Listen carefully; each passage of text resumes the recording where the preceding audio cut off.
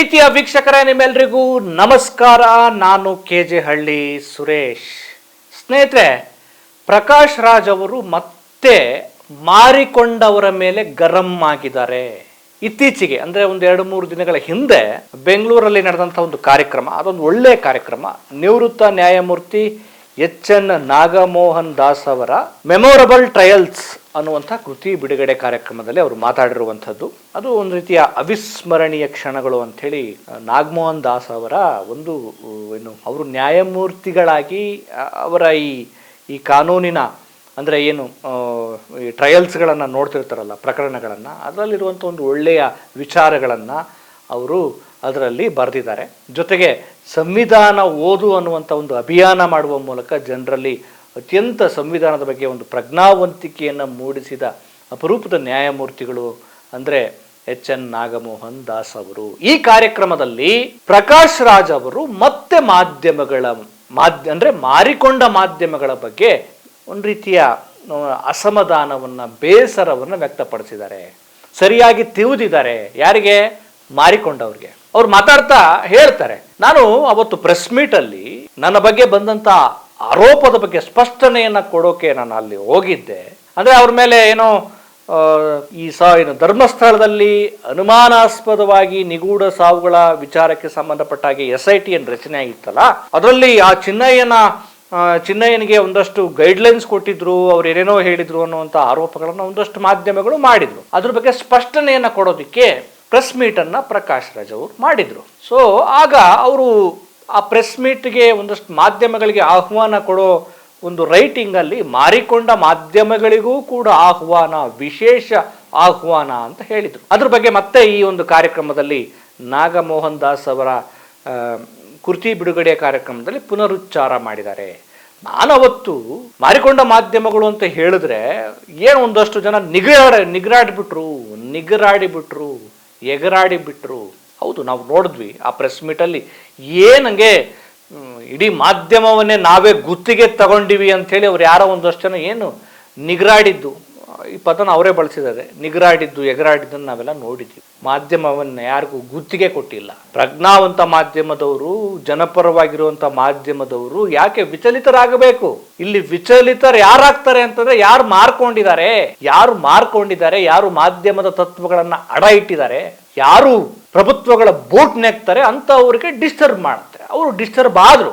ಬಹುಶಃ ಪ್ರಕಾಶ್ ರಾಜ್ ಅವರಿಗೆ ನಾನು ಯಾರಿಗೆ ಹೇಳಿದ್ದೇನೆ ಅವರು ಸರಿಯಾಗಿ ಆ ಮಾತು ನಾಟಿದೆ, ಹಾಗಾಗಿ ಅವ್ರು ಎಗರಾಡ್ತಿದ್ದಾರೆ ಅಂತ ಅವ್ರು ಅಲ್ಲಿ ಕಂಡುಕೊಂಡ್ರು. ಆಮೇಲೆ ಇವತ್ತಿನ ಈ ಪುಸ್ತಕ ಬಿಡುಗಡೆ ಕಾರ್ಯಕ್ರಮದಲ್ಲಿ ಅವ್ರು ಮತ್ತೆ ಹೇಳಿದ್ರು, ನಾನು ಅವತ್ತು ಯಾರು ಮಾರ್ಕೊಂಡಿದ್ದಾರೆ ಅವ್ರಿಗೆ ಹೇಳಿದೆ, ನಿಗರಾಡಿಬಿಟ್ರು.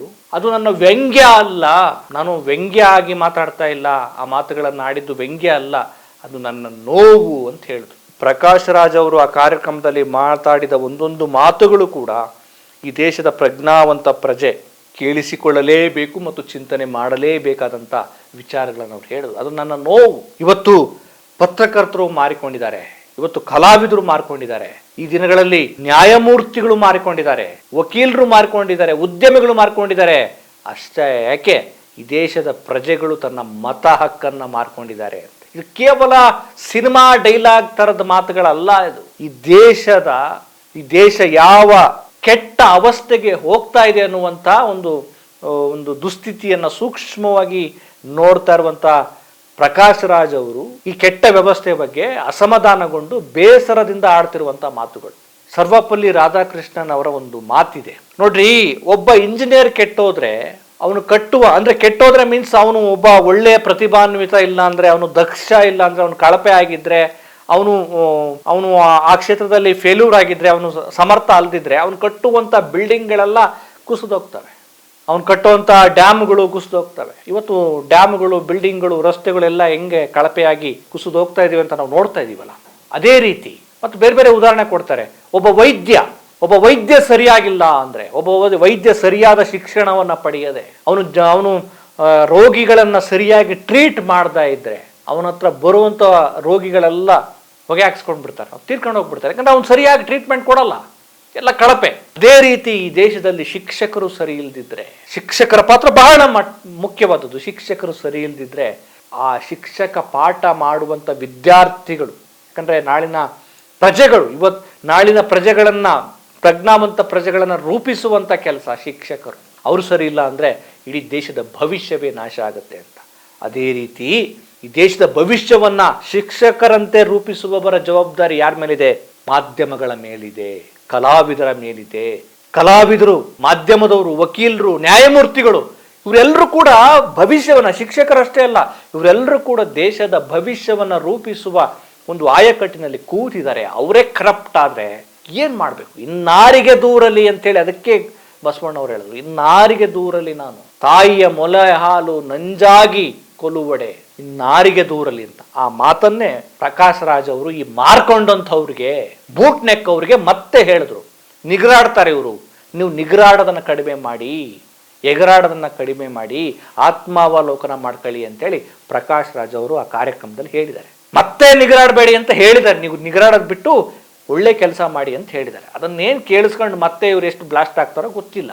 ಮತ್ತು ಅದೇ ಕಾರ್ಯಕ್ರಮದಲ್ಲಿ ಹೇಳ್ತಾರ ಅವರು, ಇವತ್ತು ಗಾಂಧಿಯನ್ನ ಕೊಂದವರನ್ನ ಪೂಜಿಸುವ ಕೆಟ್ಟ ಸಂಖ್ಯೆ ಹೆಚ್ಚಾಗ್ತಾ ಇದೆ.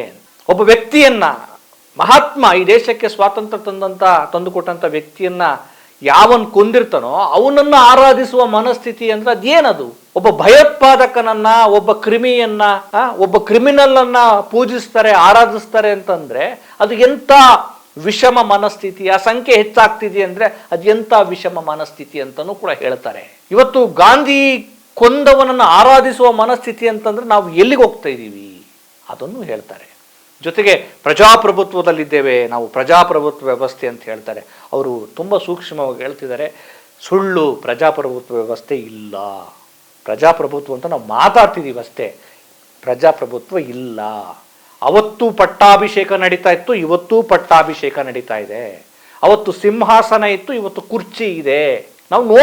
ನಾವು ಸೂಕ್ಷ್ಮವಾಗಿ ನೋಡಿದ್ರೆ ಈ ಪ್ರಭುತ್ವಗಳ ಆಟಗಳನ್ನ, ನಾಟಕಗಳನ್ನ, ದುರ್ನಡೆಗಳನ್ನ, ಕುತಂತ್ರಗಳನ್ನ ನೋಡಿದ್ರೆ ನಿಜವಾಗ್ಲೂ ನಮ್ಗೆ ಅರ್ಥ ಆಗುತ್ತೆ ನಾವು ಪ್ರಜಾಪ್ರಭುತ್ವ ವ್ಯವಸ್ಥೆಯಲ್ಲಿ ಇಲ್ಲ. ಸಾಂವಿಧಾನಿಕ ಹುದ್ದೆಗಳನ್ನ, ತಮಗಿರುವ ಅಧಿಕಾರವನ್ನ ಯಾವ್ಯಾವ ರೂಪದಲ್ಲಿ ದುರ್ಬಳಕೆ ಮಾಡ್ಕೊಂಡು ಜನಸಾಮಾನ್ಯರಿಗೆ ಟಾರ್ಗೆಟ್ ಮಾಡ್ತಾ ಇದ್ದಾರೆ, ಹಿಂಸೆ ಕೊಡ್ತಾ ಇದ್ದಾರೆ ಅಂತ. ಅವ್ರು ಮತ್ತೆ ಹೇಳ್ತಾರೆ, ಯಾರೋ ಒಬ್ಬ ಅಲ್ಪಸಂಖ್ಯಾತನ ಬಗ್ಗೆ, ಯಾರೋ ಒಬ್ಬ ಆದಿವಾಸಿಯ ಬಗ್ಗೆ ಮಾತಾಡಿದ್ರೆ, ಅವನ ಹಕ್ಕಿನ ಬಗ್ಗೆ ಮಾತಾಡಿದ್ರೆ, ಅವನಿಗಾಗಿರುವ ಅನ್ಯಾಯದ ಬಗ್ಗೆ ಮಾತಾಡಿದ್ರೆ, ಯಾರೇ ಆಗಿರ್ಬೋದು, ಆಮೇಲೆ ಅವು ಜಾತಿ ಬಣ್ಣ ಬರುತ್ತೆ. ಪ್ರಕಾಶ್ ರಾಜ್ ಅವ್ರ ಬಗ್ಗೆ ಯಾರ ಬಗ್ಗೆ ಮಾತಾಡಿದ್ರು ಅಂತಂದ್ರೆ ಅವ್ನು ಮನುಷ್ಯನ ಬಗ್ಗೆ ಮಾತಾಡಿದ್ರು. ಆಮೇಲೆ ಹುಡುಕ್ತಾರೆ ಅವನು ಯಾವ ಜಾತಿ, ಯಾವ ಧರ್ಮ, ಅವನು ಹಿಂದೂನೋ ಮುಸ್ಲಿಮೋ. ಈ ಮುಸ್ಲಿಮ್ಗೆ ಯಾರೋ ಒಬ್ಬ ಮುಸ್ಲಿಮನ ಬಗ್ಗೆ ಅನ್ಯಾಯ, ಅವನಿಗಾಗಿರೋ ಅನ್ಯಾಯದ ಬಗ್ಗೆ ಮಾತಾಡಿದ್ರೆ ನಾನು ದೇಶದ್ರೋಹಿ ಆಗ್ತೀನಿ. ಯಾರೋ ಒಬ್ಬ ಆದಿವಾಸಿ ಅವನಿಗೆ ಅನ್ಯಾಯ ಆಗ್ತಾ ಇದೆ, ಅವನ ಹಕ್ಕುಗಳನ್ನ ಕಿತ್ಕೊಳ್ತಾ ಇದ್ದಾರೆ ಅಂತ ಹೇಳಿದ್ರೆ ನಾನು ಅಲ್ಲಿ ದೇಶದ್ರೋಹಿ ಆಗ್ತೀನಿ. ಅವರಷ್ಟೇ ಅಲ್ಲ, ಇವತ್ತು ನಡೀತಿರೋದು ಅದೇನೆ. ಪ್ರಭುತ್ವಗಳಿಗೆ ತಟ್ಟೆ ಹೊಡ್ಕೊಂಡು ಭಜನೆ ಮಾಡ್ಕೊಂಡು ಕೂತ್ರೆ ಅವನು ಒಳ್ಳೆನಾಗ್ತಾನೆ, ಇಲ್ಲ ಅಂದ್ರೆ ಜೈಲು. ಅದನ್ನೇ ಹೇಳಿದ್ರು. ಮೊದಲೆಲ್ಲ ಈ ರಾಜರ ಕಾಲದಲ್ಲಿ ಡೈರೆಕ್ಟ್ ಮಾಡೋರು, ಕೊಲೆ ಮಾಡೋರು ಅಥವಾ ದಂಡನೆ ಕೊಡೋರು.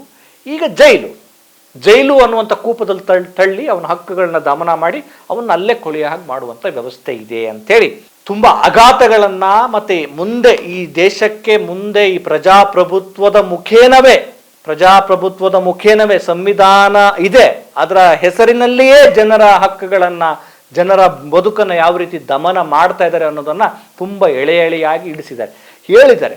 SIR ಅನ್ನೋದು ಇನ್ನೇನು ಅಲ್ಲ, ಮತ ಪರಿಷ್ಕರಣೆ ಮೊದಲೆಲ್ಲ ದೊಡ್ಡ ವಿಚಾರನೇ ಅಲ್ಲ, ಅದು ದೊಡ್ಡ ಬರ್ತಿತ್ತು, ಹೋಗ್ತಾ ಇತ್ತು. ಆದ್ರೆ ಇವತ್ತು SIR ಅನ್ನೋದು ದೊಡ್ಡ ವಿಚಾರವಾಗಿ, ದೊಡ್ಡ ಪಿಡಂಭೂತವಾಗಿ, ದೊಡ್ಡ ಭೂತವಾಗಿ ಯಾಕೆ ಆಡ್ತಾ ಇದೆ ಅಂತಂದ್ರೆ, ಅದು ಮತ ಹಕ್ಕನ್ನ ಒಂದಷ್ಟು ಸಮುದಾಯಗಳನ್ನ ಟಾರ್ಗೆಟ್ ಮಾಡಿ ನೀನು ಈ ದೇಶದವನೇ ಅಲ್ಲ ಅಂತೇಳಿ ಅವನನ್ನ ಅಭದ್ರಗೊಳಿಸುವ, ಅವನ ಹಕ್ಕನ್ನ ಕಿತ್ಕೊಳ್ಳೋ ಪ್ರಯತ್ನ ಮಾಡ್ತಿದಾರಲ್ಲ, ಅದೇ ಇವ್ರು ಮಾಡಕ್ ಹೊರಟಿರೋದು.